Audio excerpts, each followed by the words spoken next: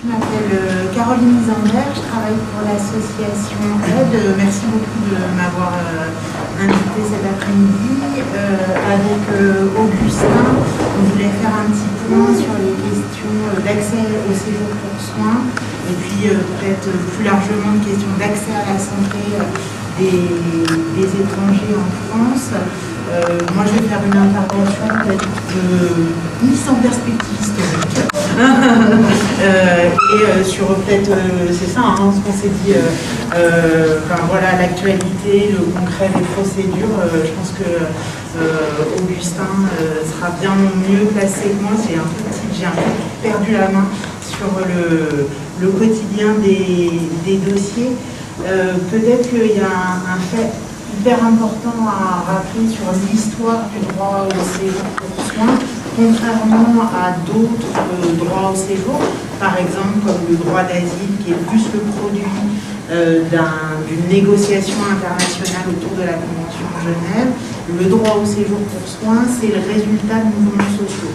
Et en matière de droit des étrangers, il n'y a pas tant de choses que ça qui ont été arrachées par les mouvements sociaux. Le mouvement social qui a permis d'arriver à cette disposition hyper spécifique du droit français qui veut qu'une personne étrangère gravement malade ne puisse pas être renvoyée vers un pays où elle n'aura pas accès aux soins et de fait puisse avoir accès à un type de séjour, c'est les années 90 et c'est le moment où autour du VIH éclate en France l'inégalité, une inégalité qui est structurelle, qui est toujours là, et on voit beaucoup avec le Covid aujourd'hui, de l'inégalité de l'accès aux soins dans le monde. En 1996, arrivent les antirétroviraux qui font passer des personnes condamnées à mort dans les semaines, les mois qui suivent, à la possibilité de vivre. Là aussi, c'est des révolutions thérapeutiques. On voit aujourd'hui la difficulté à mettre au point un vaccin, un traitement. C'est assez rare de connaître dans une maladie une révolution thérapeutique aussi franche, aussi nette. Et là, on s'aperçoit avec cette révolution thérapeutique que c'est une révolution thérapeutique pour certains et que les personnes qui vivent avec le VIH au nord vont avoir la possibilité d'avoir accès à ces traitements. Attention, en 1996, on n'est pas encore aux générations de traitements qu'on peut avoir aujourd'hui. Ça reste compliqué. C'est des traitements, vous avez certainement des images en tête, des traitements hyper lourds avec des gens qui ont des fibrillés le bras. Et puis il y a des fois, ça ne marche pas tout à fait. Mais c'est quand même un espoir et une avancée là où on n'avait aucun depuis une quinzaine d'années qu'on avait découvert le virus. Et là, dans les pays du Nord, les traitements existent et dans les pays du Sud, les traitements n'existent pas. Et du coup, pour les étrangers qui vivent en France avec le VIH, s'il y a une mesure d'expulsion, ça équivaut à une condamnation à mort. Il faut dire un mot de qui sont une partie de ces étrangers dans les années 90 qui vivent avec le VIH. Pour une partie seulement, mais une partie qui a souvent été invisibilisée, c'est des usagers de drogue qui sont passés par la prison, qui se sont contaminés via l'utilisation de matériel qui est souvent passé de personne en personne, parce que même si dans les années 80, il y a eu l'autorisation de mettre à disposition du matériel stérile, en fait il va falloir plus de 10 ans pour que ça soit mis en place correctement. Et en fait, en gros, soit les gens qui se contaminent, c'est des années, je pense qu'on a du mal à le réaliser aujourd'hui, c'est des années où l'héroïne par point intraveineuse, c'est un phénomène majeur. C'est un phénomène qui n'a jamais atteint le même niveau. Ça veut dire qu'il n'y a pas d'usage de drogue aujourd'hui, mais c'est que, on va dire, entre 87 et 94, on est dans les niveaux de consommation qui ne seront plus atteints par la suite. Et avec ces conditions sanitaires absolument déplorables qui sont faites aux usagers de drogue. Et parmi ces usagers de drogue, il y a pas mal d'immigrés, avec un moment où vous avez des lois sur l'immigration qui peuvent faire que vous allez passer 2 ans quand vous étiez petit en Algérie, vous êtes arrivé avec votre famille et vous n'avez pas fait les démarches au moment de votre majorité. Eh bien, à 18 ans et un jour, on peut vous dire votre pays, monsieur, c'est l'Algérie, vous pouvez y rentrer. alors que vous n'y avez en fait dans les faits jamais vécu.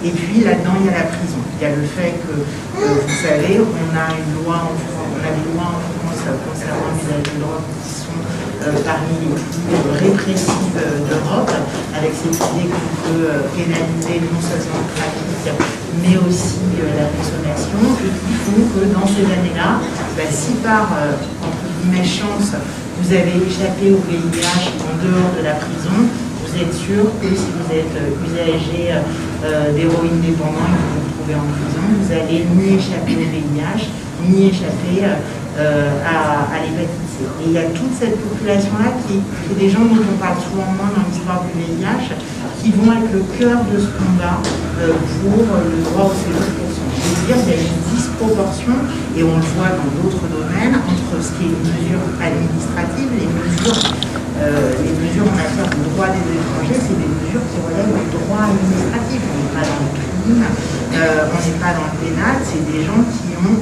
enfreint une règle de l'administration. Et il y a une disproportion manifeste entre enfreindre le droit administratif et être condamné à mort. Aucun pays, même le plus, on va dire, même la pire dictature, ne condamne pas les gens à mort parce qu'ils n'ont pas déclaré leurs impôts à temps. Et tout l'argumentaire de ce mouvement social des années 90, ça va être de mettre en place et de montrer cette disproportion, de faire monter, ça a été une politique vraiment par cas, c'est-à-dire montrer, parce que l'État a dit mais vous inquiétez pas, on fera du cas par cas, et ça a été de monter des dizaines et des dizaines de dossiers, enfin ça vous connaissez ça mieux que personne, pour montrer que le cas par cas ça ne marche jamais. On a besoin de droits, on a besoin de droits qui permettent d'aller au tribunal, on a besoin de pouvoir faire du contentieux, et l'arbitraire ou discrétionnaire, ça ne protège jamais les personnes. On va obtenir ce droit au séjour en 96-98, et c'est assez intéressant parce qu'il y a une double lecture sur ce que c'est ce droit au séjour pour soins. Didier Fassin, que vous connaissez peut-être, qui est anthropologue, il a travaillé sur le droit au séjour pour soins, et il en a eu une lecture, je ne dirais pas qu'elle est fausse, mais qui est, en fait, le droit au séjour pour soins, c'est le revers de l'asile.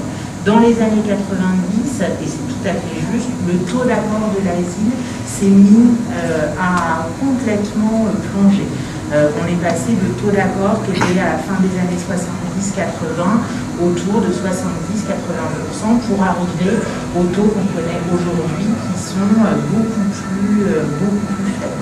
Et ce que dit Didier Fassin, c'est que finalement, ça a été l'espèce de prix de consolation, c'est-à-dire qu'on a dit aux personnes et aux personnes qui les soutiennent, l'asile ne sera plus accessible, mais nous ne sommes pas dénués d'humanité. Pour les plus malades d'entre eux, il y aura un système. Je pense que c'est assez juste en fait, et c'est intéressant comment même aujourd'hui on continue de mettre en balance le droit d'asile et le droit au séjour pour soins. On voit bien qu'il y a une communication un peu entre les deux, et puis on le voit dans le quotidien des dossiers que, avec toute la difficulté, mais je pense qu'on en parlera, de la double demande d'asile d'un côté et du droit au séjour pour soins de l'autre, et j'en parle pas s'il y a du l'un par-dessus.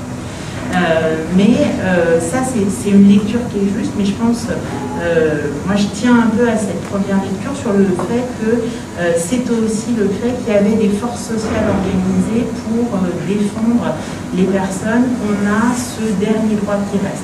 Ce droit aussi, il a une spécificité qui fait qu'il est très régulièrement attaqué, c'est le fait que la caractéristique des lois qui ont été mises en place pendant la première moitié des années 2000, les grandes années Sarkozy, pour ceux qui ont eu la chance de les connaître, où il était successivement ministre de l'Intérieur, ministre du Budget, président, et où en fait vraiment, Sarkozy a remodelé un certain nombre de droits, et en premier lieu le droit concernant les étrangers. Ce qu'il a fait systématiquement, c'est enlever le plein droit, c'est-à-dire que toutes les procédures qui permettaient, par exemple, pour les personnes qui vivaient plus de 10 ans en France, en situation irrégulière et qui pourraient le prouver, d'avoir automatiquement une régularisation, voire une carte de résident.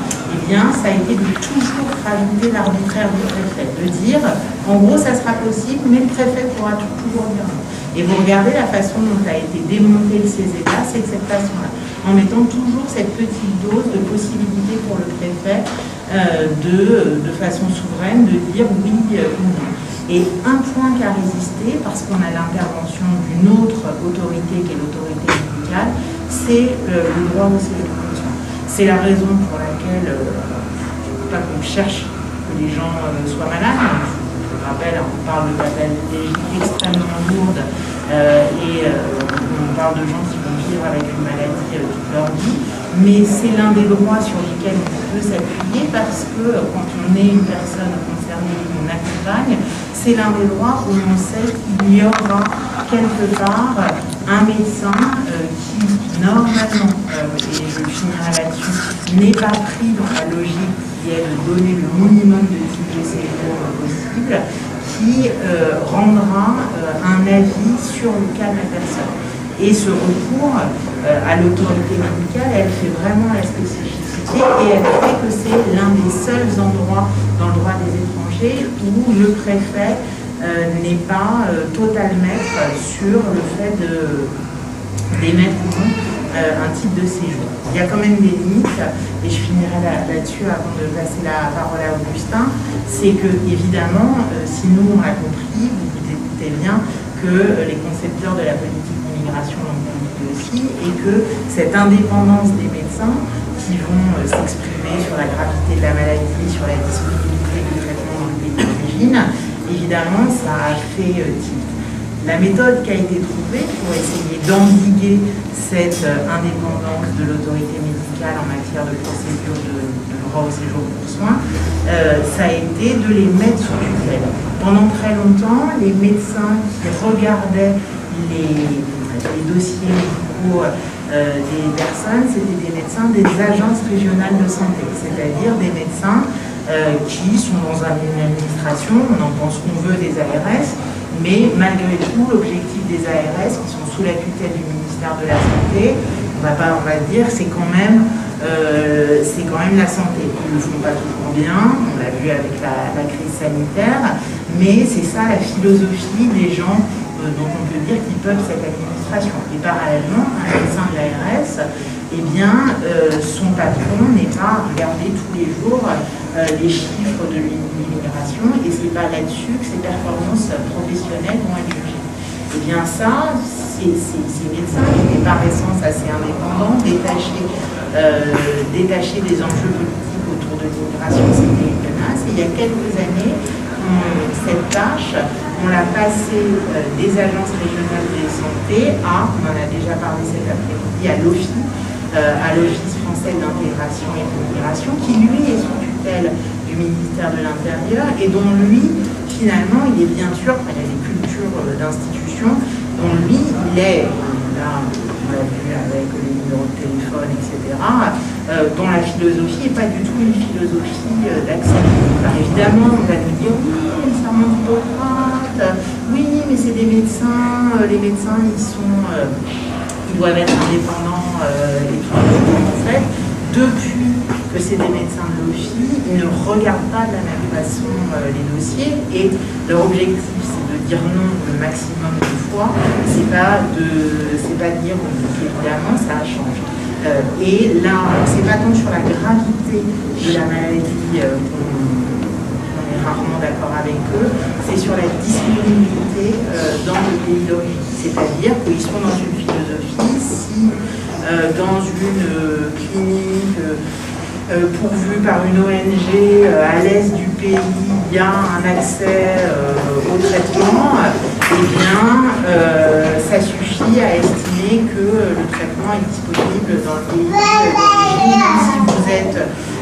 même si vous êtes de l'Ouest, que c'est à des milliers de kilomètres de chez vous et que c'est place et ce changement de tutelle administrative, elle a rendu encore plus difficile l'établissement du dossier et elle fait que ce droit qui reste inscrit dans la loi, et c'est déjà une victoire le fait qu'il qui reste dans la loi, en fait, il est, mais là on le voit dans d'autres domaines du droit de l'étranger, complètement grignoté par les pratiques administratives. Voilà. Parce qu'on ne sait pas des mots concertés, on va voir qu'on s'est bien concerté, parce que ça se fait très... Ça est dit. C'est un mauvais travail. Ça mange un peu l'Augustin. Exactement, il y a beaucoup de militants. Je suis co-coordinateur du pôle séjour. Bénévole qui m'attendent. Ouais, je n'ai pas la voix qui porte en plus. Sinon, t'as un micro. Je ne sais pas vous faire un Trump et puis passer à mettre le micro. Mieux ou pas? Oui, c'est bon. Je ne reprends pas la présentation. Du coup, le titre de séjour pour soins, on va revenir dessus, titre de séjour pour soins, procédure étranger malade, séjour maladie, c'est la même chose, peu importe comment on l'appelle. C'est un titre de séjour qui peut être délivré sous 3 conditions. C'est déjà vu rapidement. Il faut qu'une personne étrangère elle réside habituellement en France, qu'elle soit malade et que le défaut de prise en charge médicale, ça puisse avoir sur elle des conséquences d'une exceptionnelle gravité. C'est ce que dit la loi, on l'a dit, c'est important. Il faut que cette personne elle ne puisse pas bénéficier effectivement de son pays d'un traitement approprié. Donc on va revenir un petit peu sur ces conditions après. J'avais prévu une petite partie historique avec quelques chiffres, mais c'est vrai qu'on en a déjà parlé, donc je vais revenir très rapidement dessus. C'est vrai que c'est un titre qui a été instauré en 1998. On est très fiers de ce titre en France, le gouvernement et l'OFIP. L'OFIP, dans ses rapports au Parlement, parle d'une procédure qui n'a pas son équivalent en Europe. On est très fiers, mais depuis 20 ans, on essaie, voilà, comme Caroline a dit, on grignote en fait sur ce type de séjour et notamment sur les manières d'y accéder. Le coup fatal, comme Caroline l'a dit, ça a été le transfert par la loi du 7 mars 2016 des compétences des ARS à l'OFI. L'OFI totalement indépendant mais sous tutelle du ministère de l'Intérieur. Et donc ce qui devait arriver arriva, c'est-à-dire qu'on a une vraie baisse depuis 2017, depuis janvier 2017, du nombre de délivrances de titres de séjour pour soins en France.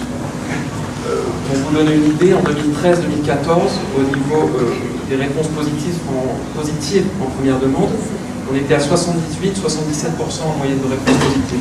Aujourd'hui, on est passé à 51%. Donc, ça fait 4500 personnes à peu près en moyenne en France chaque année, donc on a une vraie baisse et la baisse se confirme. Par contre, ce qui a augmenté, et ça c'est notoire et il faut le souligner, à chaque fois qu'on transfère une compétence à l'OFI, ils sont assez forts pour ça, c'est le délai de traitement des demandes. Elles sont passées de 150 jours à peu près en 2017 à 215 jours en 2018. Et ça va sûrement augmenter avec ce qu'on vient de traverser, les grèves coronavirus, dans une région en tension comme Paris. Ça, il faut le souligner, c'est une de leurs spécialités. Du coup, ce point, ça finit ce petit historique. Moi, je voulais développer 2 points aujourd'hui, qui étaient des points un peu plus cambouis, on va dire, moins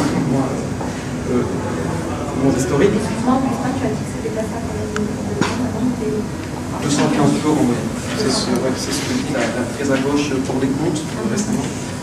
Mais c'est pour des données pour 2018. On n'a pas encore 2019. Et sûrement plus.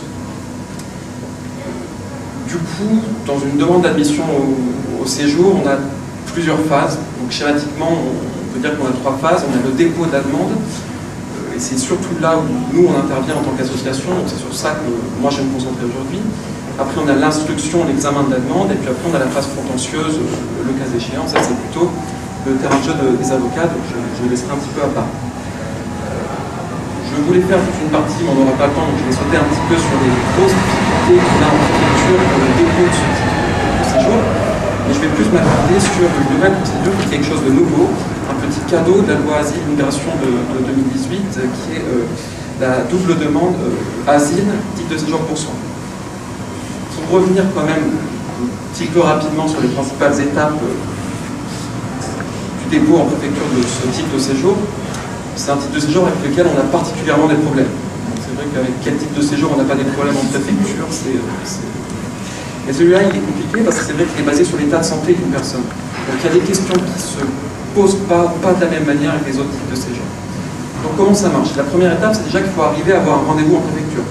Ça, on a déjà fait le point avec Jonathan. Aujourd'hui, je ne vous apprends rien, mais c'est un parcours du combattant.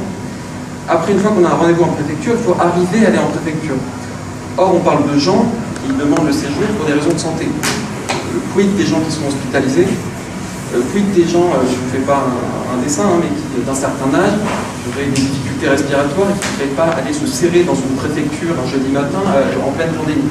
Donc voilà, il n'y a rien qui n'est prévu. Pas de dématérialisation en ce cas-là. La dématérialisation, c'est un peu quand les avance, ça les avance. Après, une fois qu'on est en préfecture, il faut arriver à retirer le dossier. Quand on arrive en préfecture, on demande de ramener, on a une liste de pièces justificatives qu'on doit ramener. Et si la personne qui demande le titre ramène toutes ces pièces, elle se doit donner plusieurs documents, une enveloppe secret médical, un certificat médical vierge, elle va remplir elle-même le certificat médical de la partie qui la concerne, son médecin traitant va remplir l'autre partie, elle met tout dans l'enveloppe, elle le dépose à l'OFI, l'OFI lance l'examen, prévient la préfecture et la personne a un récépissé. Mais encore faut-il se voir remettre ce fameux certificat médical à donner à l'OFI. Et alors c'est avec ça qu'on a des gros problèmes, je ne reviens pas longtemps dessus, parce que c'est un sujet qui a fait couler beaucoup d'encre, et la jurisprudence des tribunaux administratifs est constante sur ces points, c'est que les préfectures vont demander tout un tas de papiers, et tout un tas de choses de manière inégale. Par exemple, on a des exigences de passeport, la loi ne dit pas un passeport, la loi dit nationalité et état civil, la loi ne dit pas passeport. Encore aujourd'hui, si vous allez voir sur le site d'une préfecture, regardez la liste des pièces justificatives qui demandent, il y aura marqué passeport, et entre parenthèses, si vous ne l'avez pas, quelque chose d'autre. C'est marqué passeport en premier. Donc les préfectures jouent sur le flou de la loi pour demander aux gens d'amener des passeports. Et très souvent, si les gens ne viennent pas avec un passeport, on ne leur donnera pas les documents. Pareil, j'ai dit que le titre était délivré aux gens qui résidaient habituellement en France. Qu'est-ce que ça veut dire résider habituellement en France? Pour les préfectures, ça veut dire 1 an de présence en France. Pourquoi pas 6 mois, pourquoi pas 2 ans, c'est 1 an. Regardez encore une fois sur les demandes de pièces que demande la préfecture pour se voir délivrer un certificat médical, demande 1 an de présence en France. Bon, ça encore une fois c'est illégal, c'est attaquer aux tribunaux, c'est gagner devant les tribunaux administratifs, mais les préfectures l'exigent toujours. La troisième chose qui est un petit peu plus embêtante, et du coup ça fait référence à ce que Caroline a dit, c'est qu'on a des préfectures qui vont même demander la communication de documents médicaux. Est-ce qu'on peut jeter un petit coup d'œil au certificat médical? Enfin, il ne faut pas demander comme ça, mais on dit ramenez-nous des documents médicaux, parce que c'est pour un titre de séjour de santé. Ça pose beaucoup de problèmes, parce que déjà on a une violation du secret médical,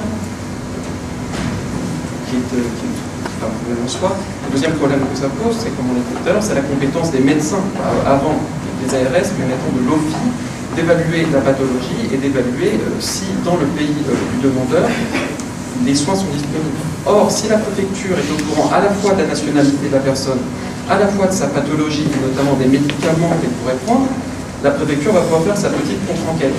Et grâce à ces services consulaires, les offices qui sont dans le coin, tout ça, et quand bien même le collège des médecins d'OFI rentrait un avis positif sur la prise en charge médicale d'une personne en France, la préfecture va pouvoir faire son enquête et maintenant aller contre l'avis d'OFI et quand même refuser le titre de séjour. Donc voilà, on a des préfectures qui s'attribuent des compétences médicales, alors que justement c'était une des spécificités de ce titre de séjour, que ce soit des médecins qui ne soient pas dans une logique de séjour, d'immigration, qui gèrent la procédure. Donc ça c'est un problème. Donc voilà, ce que je viens de vous décrire, c'est la procédure normale quand on veut demander un titre de séjour pour soi. Il y a une deuxième procédure qui vient d'être mise en place, j'ai dit avec la loi de l'immigration de 2018. Donc, comme tout le versant séjour de la loi de l'immigration s'est rentré en vigueur le 1er mars 2019, on a eu une petite circulaire qui nous a détaillé tout ça le 28 février 2019, je crois. Et en fait, il y a ce nouveau mécanisme qui a été mis en place, à l'article CL 311-6 de ces États. Il nous dit qu'une personne qui arrive en France et qui demande l'asile a 2 mois pour faire une demande de titre de séjour sur un autre fondement, 3 mois si c'est une demande de titre de séjour pour soins. Et si elle ne le fait pas dans ce délai, elle ne pourra plus le faire par la suite. Donc ça, c'est ce que dit l'article. Comment ça marche en pratique? La personne va venir en France, va demander l'asile, vous connaissez SPADA GUDA, va passer en GUDA, au guichet unique de demandeurs d'asile. Et là, elle doit se voir expliquer par l'agent de préfecture qu'elle va voir cette disposition. On doit lui expliquer tous les titres de séjour qu'elle peut demander sur un autre fondement que l'asile. On doit lui demander si elle pense pouvoir faire une demande, et on doit lui dire que si elle ne le fait pas, les conséquences auxquelles elle s'expose, les conséquences qui sont ne plus pouvoir, à l'issue de ces 2 ou 3 mois, demander un titre de séjour. Et cette information doit être faite contre-signature. Donc ce qui se passe maintenant dans les préfectures, enfin en Utah, c'est que très souvent les agents de préfecture en Utah n'expliquent même pas, ils donnent une petite fiche à faire signer et on considère que l'information est innocente. Donc voilà, je vais revenir un petit peu sur tous les problèmes que ça nous pose. Donc déjà, il faut que l'information soit délivrée. L'information soit délivrée, si c'est juste un papier qui a été signé, c'est très compliqué. On a des gens, des demandeurs d'asile, surtout pour les non-francophones, même pour ceux qu'on appelle les faux francophones, ceux qui comprennent le français mais qui ne le manient pas très bien, qui arrivent en France, qui s'affrontent à, comme j'ai dit, espace, préfecture, outils, associations, qui sont des fois bringalés d'un centre d'hébergement à un autre. Et donc ces gens-là, en 3 mois, doivent comprendre qu'ils peuvent déposer une petite de sécurité sur le fondement. On doit savoir voir s'ils peuvent le faire. Et pour certains d'entre eux, je rappelle que 70 à 80% des demandeurs d'asile découvrent, lors de leur accès aux soins en France, leur pathologie. Donc il faut que les gens découvrent une pathologie, donc c'est-à-dire qu'ils aient accès aux soins, qu'ils aillent en préfecture retirer le dossier, grâce aux médecins qu'ils ont rencontrés, qu'ils fassent remplir le certificat médical au médecin, et qu'ils le mettent dans l'enveloppe, qu'ils aillent le déposer à l'OFII. Donc tout ça en 3 mois. 3 mois, ça peut sembler long, 3 mois, c'est très très court en réalité. Donc il va falloir faire, et il faut faire très attention depuis le 1er mars 2019, mais ça a mis un petit peu de temps à appliquer cette disposition, c'est maintenant que ça commence à se jouer depuis un petit moment. Donc voilà, il faut faire vraiment très attention à ces 3 mois. En plus, dans ces 3 mois, je vous ai dit qu'il faut pouvoir retirer le certificat médical pour nous donner à la préfecture. Sauf que comment est-ce qu'on fait pour avoir un rendez-vous à la préfecture pour avoir ce certificat médical? Alors si vous savez déjà que vous êtes malade lors de votre passage en Utah, vous le signalez, et là, dans certains Utah, on va pouvoir vous donner un rendez-vous en préfecture. En vous disant, venez en préfecture tel jour, on vous donnera un certificat médical. Et la plupart du temps, quand vous êtes en Utah, vous ne savez pas que vous êtes malade, ou alors vous ne le signalez pas. Donc après, il faut trouver un rendez-vous après. Alors on a certaines préfectures qui l'ont prévu. Certaines préfectures ont mis en place des adresses mail spéciales, en disant envoyez-nous un mail à cette adresse, on vous donnera un rendez-vous. Certaines préfectures n'ont rien prévu du tout. Je ne sais pas, on a l'exemple, il y a pas longtemps, il y a quelqu'un de la préfecture d'Antony, qui dépend de la préfecture d'Antony, qui allait poser une demande d'asile, voulait déposer une demande de titre de séjour pour soins, elle ne savait pas quoi faire, donc elle a été à la préfecture, ils lui ont donné un rendez-vous pendant 5 mois. Voilà. Donc c'est un petit peu, ça dépend des préfectures, les pratiques sont extrêmement divergentes. Donc là encore, il faut faire attention. Si on rencontre quelqu'un qui est dans cette situation, il faut mettre la pression aux préfectures, il faut écrire, et il faut faire remonter aux avocats si on n'arrive pas pour débloquer des rendez-vous. Je finis, j'en ai pour 2 minutes. Du coup, dernier point, que faire si la demande n'a pas pu être déposée dans les 3 mois. C'est-à-dire que normalement, on ne peut pas déposer une demande après 3 mois si on savait bien. La loi prévoit que, passé le délai, le demandeur d'asile ne peut plus solliciter de séjour à moins qu'il ne fasse état de circonstances nouvelles. On ne sait pas ce que c'est que ces circonstances nouvelles pour l'instant. Donc on a la circulaire dont j'ai parlé de février 2019, par exemple la survenance d'une pathologie. Alors on comprend bien que quelqu'un qui découvrira plusieurs mois après qu'il est malade, oui, survenance d'une pathologie, d'accord, s'il ne le savait pas avant. Dans ce cas-là, comment est-ce qu'il le prouve qu'il ne le savait pas avant? Sur qui repose la charge de la preuve? C'est assez compliqué. Par ailleurs, par rapport à d'autres pathologies, donc là, si on prend les troubles ou les maladies psychiatriques, et notamment les états de stress post-traumatique qu'allaient beaucoup de demandeurs d'asile du fait de ce qu'ils ont subi, un état de stress post-traumatique, ça peut se révéler quelques jours, quelques semaines, mais quelques années aussi après un choc. Donc dans ce cas-là, est-ce que c'est un événement nouveau? Est-ce que c'est une circonstance nouvelle? On ne sait pas pour l'instant, donc il va falloir essayer, la jurisprudence ne va se forger, mais en tout cas il va falloir insister, être très vigilant. Dernier point, tout cela pour dire que certaines préfectures pour l'instant n'appliquaient pas encore cette disposition, parce qu'ils ne sont même pas eux-mêmes en capacité de le faire respecter. Ils n'arrivent pas à donner des rendez-vous dans les 3 mois. La loi prévoit que si la préfecture de toute façon ne peut pas redonner rendez-vous dans les 3 mois, cette disposition n'est pas opposable à la personne. Mais certaines préfectures très ailées ont essayé aussi d'appliquer par contre aux demandeurs d'asile pour déposer une demande avant le 1er mars 2019. Donc là on a une première salle de jurisprudence qui rappelle que non, la loi n'était pas en vigueur à l'époque, donc ça ne s'applique pas. Donc ça il faut qu'on fasse attention. Et dernière chose, c'est qu'on a certaines préfectures qui l'ont incorrectement appliqué. Et là, j'ai un exemple à Bordeaux d'un monsieur qui, voilà, député d'asile, qui a voulu demander un titre de séjour. C'était pas pour soins, c'était sur un autre fondement. Son assistante sociale envoie un mail à la préfecture en disant bonjour, je veux un rendez-vous. La préfecture répond non, monsieur est hors des 2 mois, il n'aura pas de rendez-vous, merci, au revoir. Le référé est déposé, et du coup, le tribunal administratif donne droit à cette personne et enjoint la préfecture à fixer un rendez-vous. Parce que comment est-ce que la préfecture a-t-elle pu se mettre en capacité de savoir s'il y a des circonstances nouvelles s'il ne fixe pas un rendez-vous et s'il ne regarde même pas les dossiers? Donc tout ça pour dire qu'il y a des solutions. Il faut écrire aux préfectures, il faut saisir les avocats, il faut qu'on fasse attention, faire remonter les situations.